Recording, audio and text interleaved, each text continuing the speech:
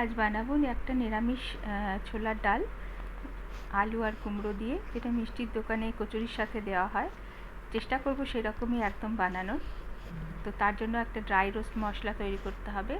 প্রথমে ছোটো এলাচ, দারচিনি, লবঙ্গ, আর তার সঙ্গে দেব গোটা জিরে আর দুটো শুকনো লঙ্কা দিলাম। ঝালটা নিজেদের হিসেব মতো দেবেন, যে যেরকম ঝাল খান। দুটো তেজপাতা আর একটু ধনে, গোটা ধনে।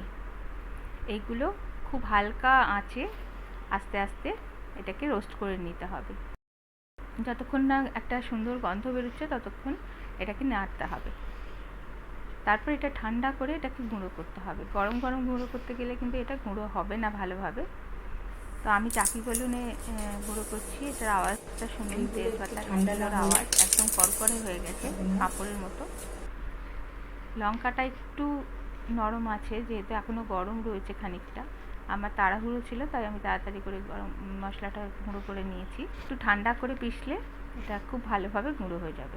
এই মশলাটা সবার আগে তৈরি করে রেখে দিন, তারপর রান্নার প্রসেসে যাব আমরা।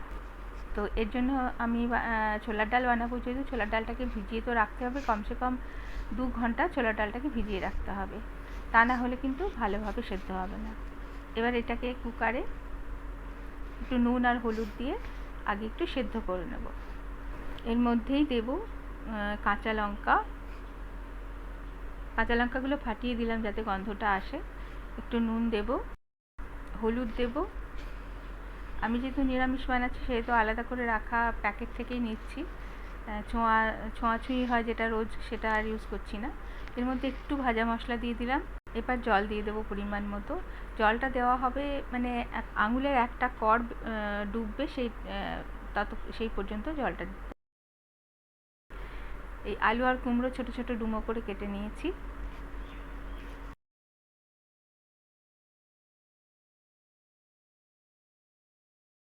এবার কড়াইতে দিলাম সর্ষের তেল। আমি সব রান্নাই সর্ষের তেলে করি, শুধু লুচি ভাজি সাদা তেলে, বা অন্য কোনো স্পেশাল রান্না যদি সাদা তেলে কিছু মানে রিফাইন্ড অয়েলে যদি হয় তাহলে। তেলের মধ্যে আমি একটু ঘি দিয়ে দিয়েছিলাম, গাওয়া ঘি। তার মধ্যে দিলাম তেজপাতা আর শুকনো লঙ্কা ফোড়ন, দিলাম একটু জিরে, গোটা জিরে। একটা সুন্দর গন্ধ আসবে। তারপরে ফোড়নটা ভালো গন্ধ বেরোলো, তার মধ্যে আলু আর কুমড়োটা ছেড়ে একটু ভেজে নেব।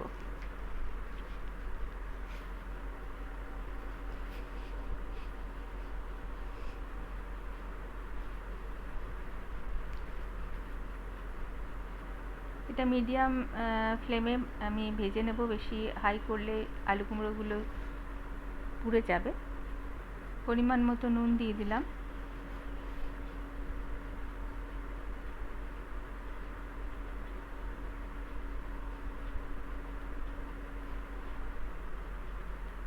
আচ্ছা, এটাকে কম আছে এবার একটু ঢেকে ঢেকে আলু কুমড়োটা নরম হওয়া পর্যন্ত আমি রান্না করব। শুরুটা হাই ফ্লেমে ভেজে খানিকটা নেড়ে নেব। তারপরে জলটা যখন বেরিয়ে যাবে তখন আঁচটা কমিয়ে তার মধ্যে ঢেকে ঢেকে রান্না করব। আমার কাছে নারকেল কোড়া ফ্রেশ ছিল না, আমার কাছে ডেসিকেটেড কোকোনাট ছিল। সেটা আমি জলে খানিকক্ষণ ভিজিয়ে রেখে সেই নারকেলটা দিলাম। নারকেল দিলে এই তরকারিটা খেতে খুব ভালো লাগে। নারকেল এমনিতে কুচি দেওয়া উচিত, কিন্তু আমার হাজব্যান্ডের একটু দাঁতের প্রবলেম আছে, তো সেই জন্য আমি আর কুচিটা দিই না, কোড়াটাই দিই। এই সময় দিয়ে দিলাম একটু আদা কুড়ে রেখেছিলাম, সে আদা কোড়া। আদাটা অবশ্যই একটু বেশি লাগবে। দিচ্ছি হিং, এটা কিন্তু মাস্ট।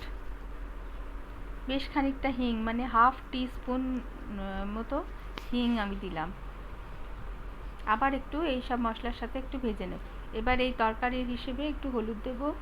একটুখানি ডালে দিয়েছিলাম হলুদ, সেইটা হিসেব করে এই সবজিগুলোর জন্য যেটুকুনি দরকার সেটুকু দেব।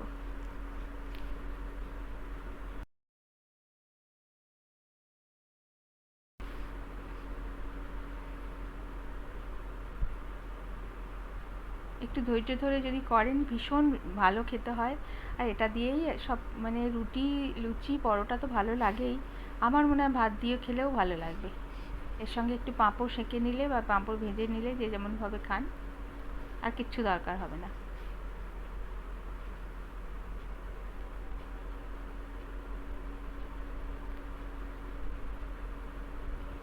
আচ্ছা, আলু কুমড়োটা প্রায় সেদ্ধ হয়ে গেছে, আর মশলাগুলোও কষে গেছে।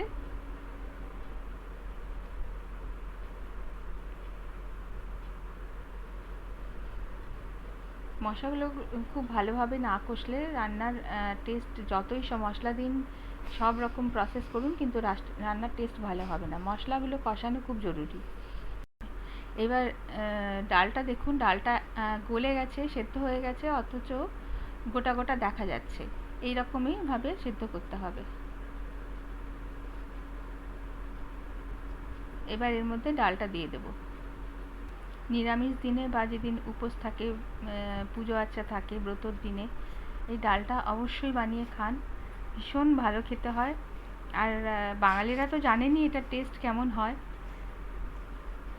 একটু জল দিলাম, কারণ ডালটা একদম গাঢ় হয়ে গেছে, আর এই আলু কুমড়োর সাথে একটু ফুটবে, পুরো মশলার সাথে মিশবে, তার জন্য জলটা দরকার। এবার দিলাম চিনি।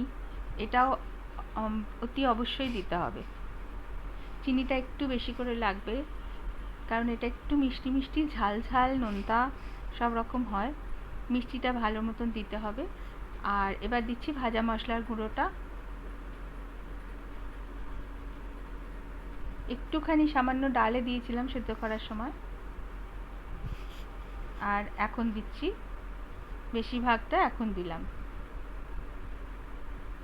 এই মশলার গুঁড়োটাই ডালটাতে স্বাদটা আনবে। ডালটা ফুটে গেছে, আর কতটা ঘন আপনারা রাখবেন সেটা আপনাদের উপর। তবে একটা কথা, এটা কিন্তু যতটা দেখা যাচ্ছে, এটা যখন ঠান্ডা হয়ে যাবে তখন তার থেকেও ঘন হয়ে যাবে। জলটা কিন্তু অনেকটাই টেনে নেবে। তো সেই হিসেব করে আপনারা ডালটা সেই হিসেবে পাতলা রাখবেন।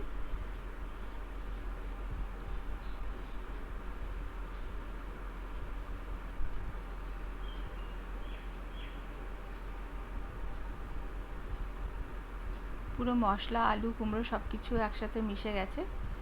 এবারে আমি গ্যাসটা বন্ধ করে ঢেকে রেখে দেবো খানিকক্ষণ। তাহলেই এটা একদম রেডি। এবার সার্ভ করুন।